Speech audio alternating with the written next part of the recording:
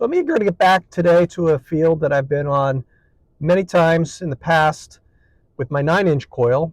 I found Colonial coins, Indian pennies, Spanish reals, artifacts, of course, crowdle bells, buckles.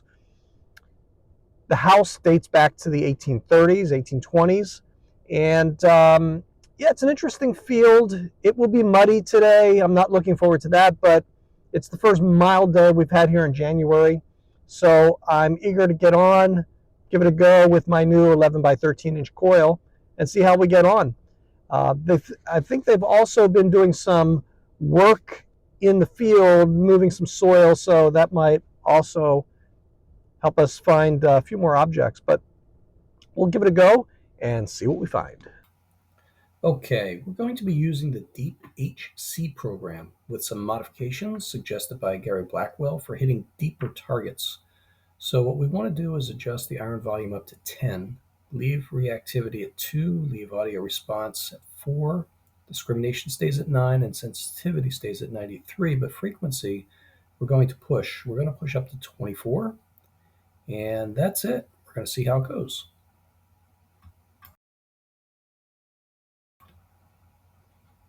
Okay, this is the part of the video where I have to apologize for not turning on my microphone. This was the very first signal of the day. And of course, Murphy's Law, it was one of my best finds of the day. We'll speed the video up a little bit here because this will take a while. But it's worth pointing out that I was using the DeepHC program for the first time in probably 6 or 8 months. It was really displaced as my go-to preset program by Sensitive Fulltones, which I really, really like.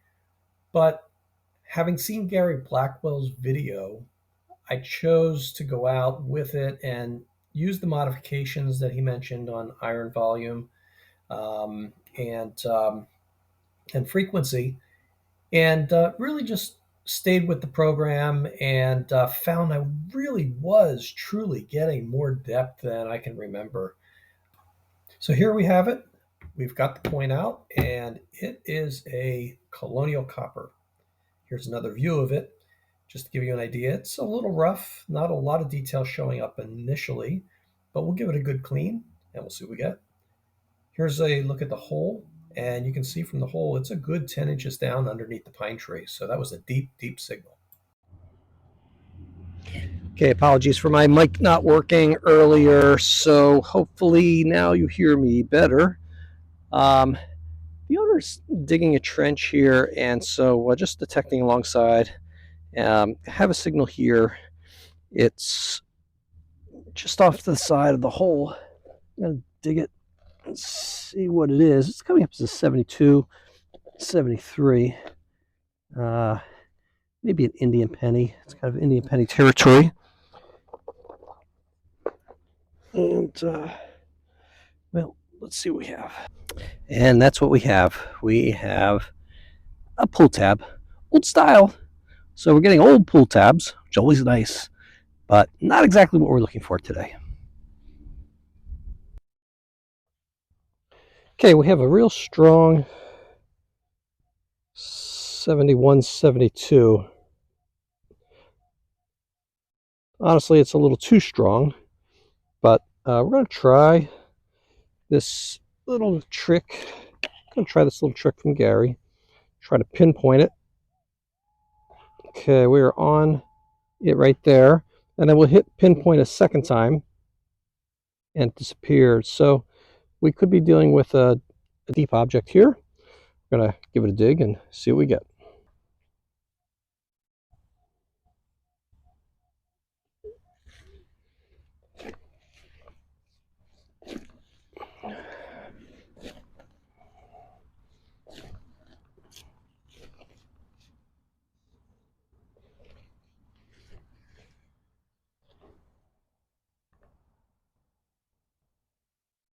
Signal's getting a little more scratchy, but we're still getting a 72.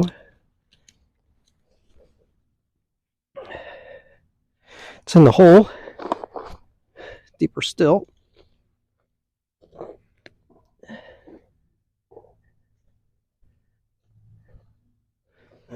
Let's see.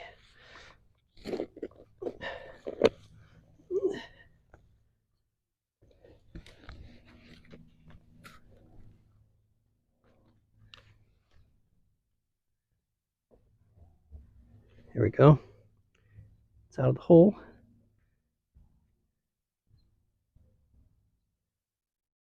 Ah, we have ourselves another coin. It appears, or a button, or a piece of a coin.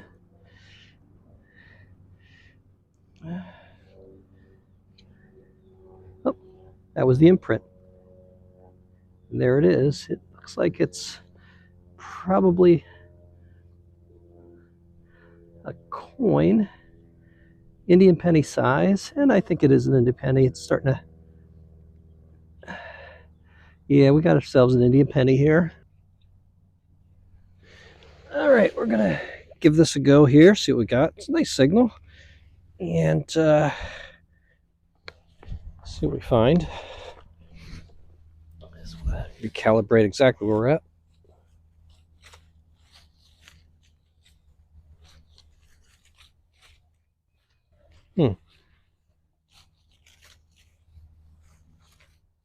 Well, that's funny. Seem to have lost the signal.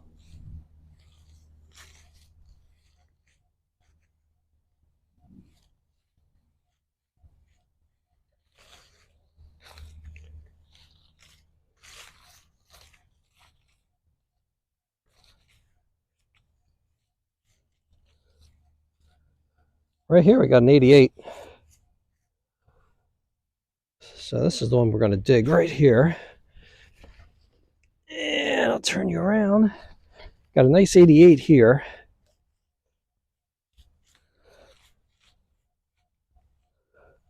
'88, '89.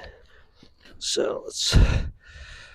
The homeowner was nice enough to tell me that just a few feet from here was an old well on the original home plan. So a lot of activity in this area.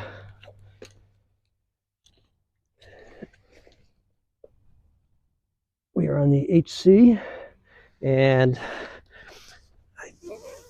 we are down deep. Let's see, did I get it out? We are out of the hole here. Oh, we have ourselves another coin, and it looks to be another Indian head penny. It's a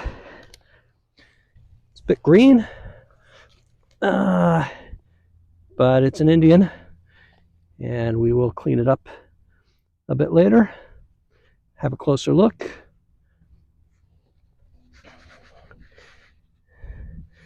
Give it a little brush on the pants. Not seeing any date. It was down there. Again, this Deep HC program, we're getting depth for sure. And that's what we have.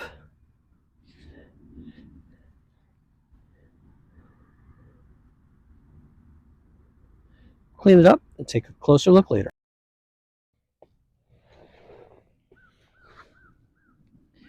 Okay, this is the 76, 74, 75. I think we're out of the hole. And there we are. Nice little buckle. Little D. Looks like it might have had some silver on it at one time. Sweet little buckle. And down about 6-7 inches. Again. Nice. D buckle.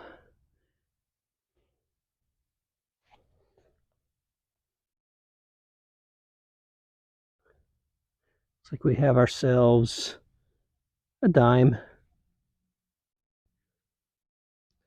Dime about 6-7 inches down. Modern dime.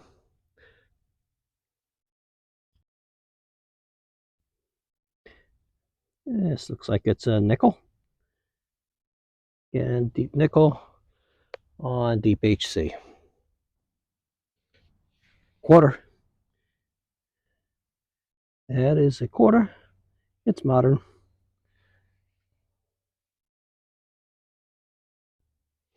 Okay, we got another signal here coming up as a 92, 93. It's in a section where we're getting more modern coins. It's closer to the driveway. A lot of modern traffic here. So we'll give it a dig. I suspect it's probably modern quarter.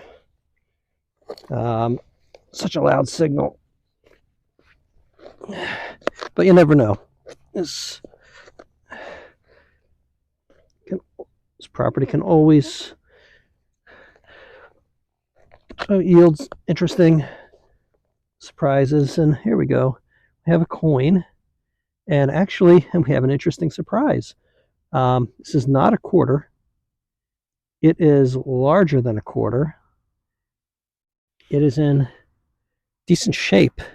Honestly, I don't know what that is. It could be a large cent. In fact, it probably is a large cent. It's got definitely a well-defined rim. As it's drying, it appears that we're getting some detail off of it. Some stars around the rim. Interesting. Down about see here, down about 4 inches. We probably have a matron head. Hard to know right here, but let me just try to give it a little more, another little brush, front and back, and see if we can get some detail off of it. I think once it dries, we will be able to get more detail and hopefully even a date. Looks like there's a little bit of meat on the coin, but you know, right now, your guess is as good as mine. There she be. And there's the other side. We'll get a closer look at her a bit later. Nice find, though. And we'll go on to the next. Hey, this is John from IDigHighTones. Just want to take a quick look at the board where we're using Gary Blackwell's modified Deep HC program today. We got out on our favorite field, about 3 hours of detecting.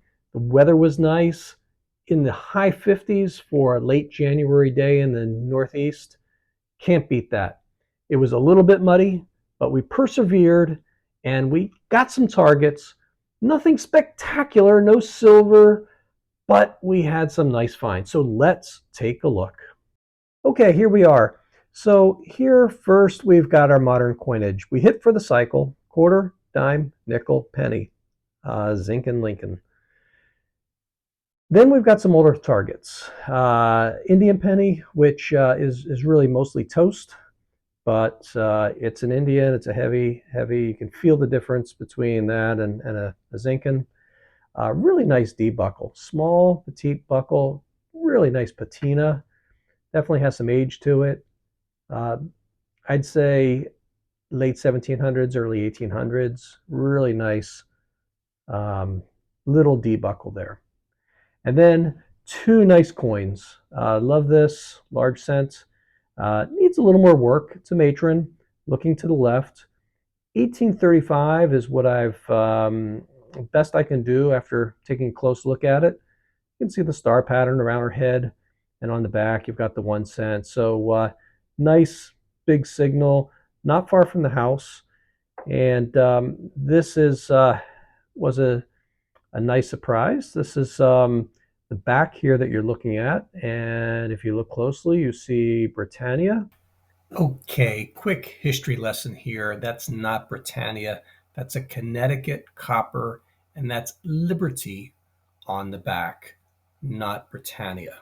Facing that way to the left, her right, I suppose, holding a palm frond there, and are seated. The shield is over here to this far side, and yeah, we'll spend a little more time trying to clean her up, but you definitely see the Britannia there.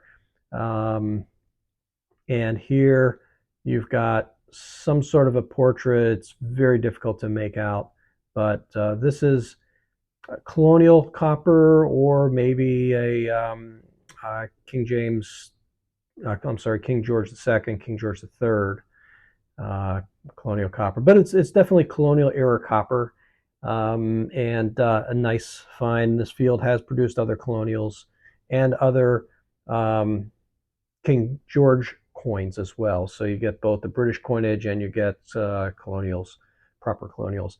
This was a beautiful button. Look at this. Just cracking, beautiful button. Late 1700s, early 1800s. Shank is just a little bit missing there, but that's why it's in the ground. And beautiful signal, just loud, solid signal, down deep, 11, 12 inches. And part of a wristwatch, expandable wristwatch. Not sure, possibly gold or gold plated, not sure. Metallic, could be stainless steel. Need to test it, I suppose, but only part of the watch. Nothing left in the hole that I could find. Maybe we'll have more luck next time in the same spot. Not far from the house, and we will definitely get back there. So 3 hours of detecting. This is what we've got. Not a bad day. Good start to the year. And hopefully next time we'll be on the Deep Silver with the Deep HC program. Before we go, I just want to give you a look at a few of these coins after they've been cleaned up. This is the Indian penny that we found. And you can see the back here is pretty much toast. Flipping it over, there really isn't much detail at all, except for one thing, and it's the most important detail. If you look carefully, you'll see the date, clear as day there, 1859. And that's significant because this is actually the first year that Indian penny circulated. The Indian pennies circulated. So very sought after by collectors. Obviously not in this condition, but it's a nice find, and it's clearly an 1859 first year of circulation Indian penny. Just want to give you a quick view of this Connecticut copper. You can see Liberty seated there. With the right light, you can start to see the shield behind her and her arm up holding the branches. The other side is not quite as nice. Really not much coming off this side of it. Struggle to get the portrait, but it is definitely Colonial era copper and most likely Connecticut. And here's a quick look at the large cents. Again, it was 1833 when I first started cleaning it. You can clearly see the matron head there in the star pattern, and on the reverse, definitely see the 1 cent. I hope you enjoyed the video. We're learning as we go here. This is only one of our first videos. If you like it, give it a thumbs up down below. Subscribe. I will be making more videos. I'm really trying to work out this 11 by 13 inch Deus XP2 coil, which I recently added to my machine. So I am happy with the targets I'm finding and hope to get back onto the field again very soon.